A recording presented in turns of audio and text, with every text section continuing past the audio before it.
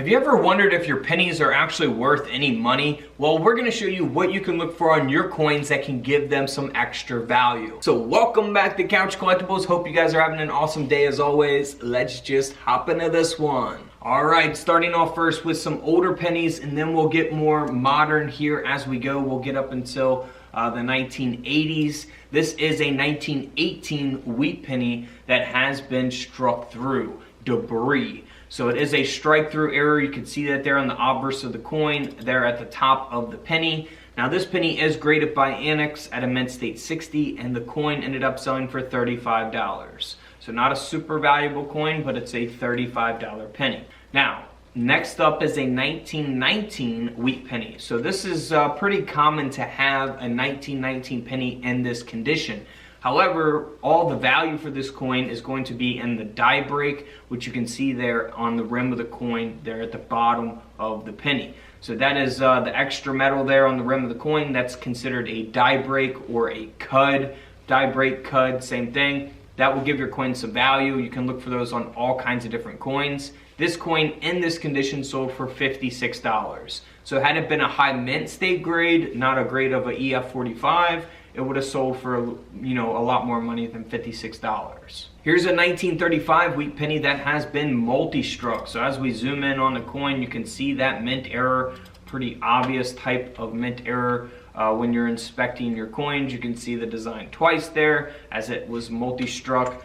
This coin ended up selling for $180 at auction. It is graded by NGC at an AU50 brown.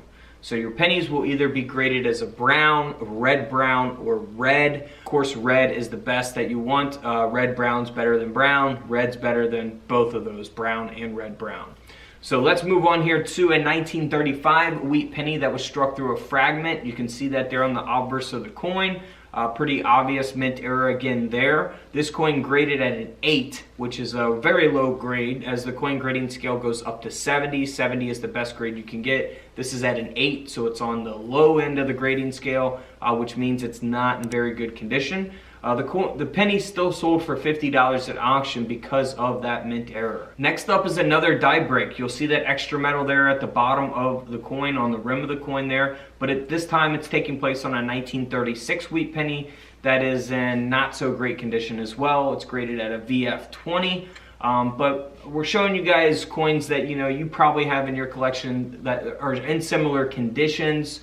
But you got to look for these different types of errors that can give them some extra value. So this coin ended up selling for $40 at auction. So something like this, I would actually send to Annex as opposed to PCGS or NGC, because if the coin's only worth $20 or $40, you don't want to spend, $60 to have a mint error graded. Annex, good grading company as well. They're a lot more affordable, but I would go through PCGS or NGC for sure for, a coin that, that is more expensive, more sought after by collectors, because some collectors, a lot of top collectors are only going to collect coins from PCGS or NGC, graded examples of coins from those companies. Some people don't even collect any coins that have been graded by Annex. So it's all up to you. It depends on the situation, depends on where you're at financially, what you can afford. I say if you're getting a $20 coin graded just to keep in your personal collection, you're not trying to make any money on it, go through Annex. But if you're trying to get one graded that you're trying to resell and it's a really good coin, go through PCGS or NGC. Now here is a coin graded by NGC. This coin is interesting. So it was struck onto the wrong planchet. It's a 1941 wheat penny. This is why you weigh your pennies. This coin weighs 3.3 grams. It's only supposed to weigh 3.1 grams at the time in 1941 when this coin was minted. So 88% copper, 9% zinc planchet here. This coin sold for $159 at auction. Next up is a 1943 steel penny, the only year that they produced the steel cent, in 1943. This has environmental damage, so it doesn't really have a grade, but the coin has a mint error. It has been broad struck, which you can see around the rim of the coin. So, had the coin not been damaged, it would have sold for more money, but this penny still sold for $77 at auction.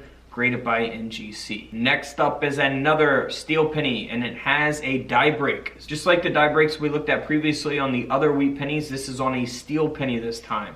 The coin does have some corrosion, so it's not in the best condition. The coin still sold for $74 at auction. Moving on to a 1943 steel penny that looks very normal on the reverse of the coin, but as we flip the coin over to the obverse, you'll see that it's been struck through a capped die. Now you can look for these types of errors on all kinds of different coins as well. This coin ended up selling for over $1,200, graded at a mint state 63 by NGC. This next coin here is graded by PCGS at a mint state 64. The coin has been struck through thread here on the obverse of the coin, which is pretty obvious there.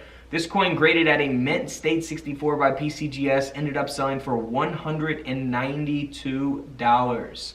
Nice penny there. Moving on to one of my favorite pennies of this video. It's the 1947 wheat penny. It looks normal on the reverse, but here on the obverse of the coin, you can see that it was struck through a retained piece of scrap. I mean, that is a super unique type of mint error. Now, this is a good example of what I would have sent to PCGS instead of sending to Annex. Even though PCGS is going to charge more to have a coin like this graded than Annex, this is a coin that would be worth sending to PCGS. It's going to be worth more in a PCGS holder, in my opinion, and it's going to sell easier to collectors that would want this coin. This coin ended up selling for $324 at auction. Moving right along to a 1955 wheat penny, graded by PCGS, that has been broad struck. So it's got that broad strike, which you can see around the rim of the coin, and it is in excellent condition. It's graded at a mint state 66 red.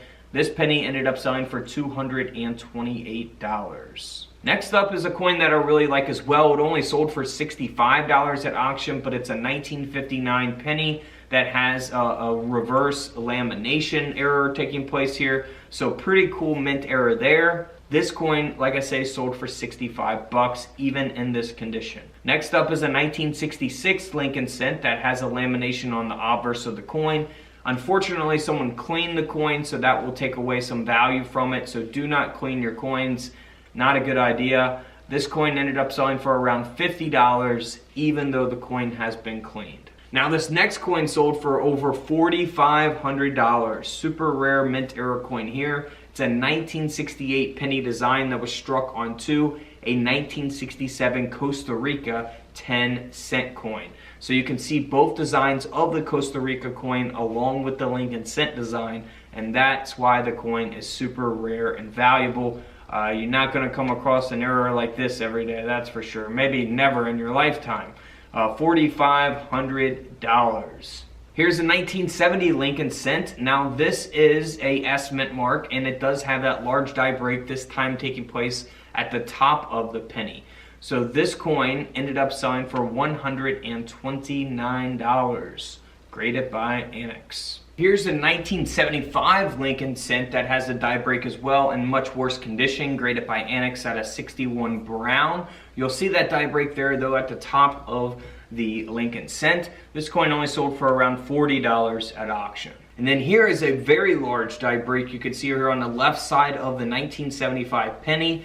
Man, that's a good one. If you find ones like this, they sell pretty easily. Now, this is graded at a 64 brown by NGC. If it was a 64 red, of course, it would sell for more money. This coin in this condition sold for $111 at auction. Now, here's a 1983 penny that has a very obvious type of mint error, right? It's got a brockage. Yeah, I think the error kind of speaks for itself, right? It's graded by PCGS here in a mint state 63 red. And this penny ended up selling for $79. And then here is a much more obvious type of mint error. The coin has been double struck, and that second strike is 40% off center. And that second strike's flipped over, of course, so we see the obverse and the reverse designs here on this penny. So this coin ended up selling for $3,600 out of the Fred Weinberg collection. Very nice mint error 1998 Lincoln cent.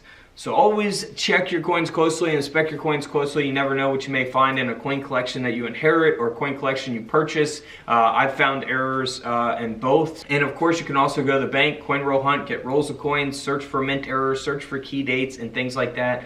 Things that will give your coins some extra value. So feel free to check out the rest of the videos here on the page. And if you have any questions, feel free to put them in the comments below. And don't forget to subscribe in the middle. Feel free to check out the videos to the left of me. And until tomorrow, I'll see you guys in the comment section below. This is Couch Collectibles, and this is where I disappear.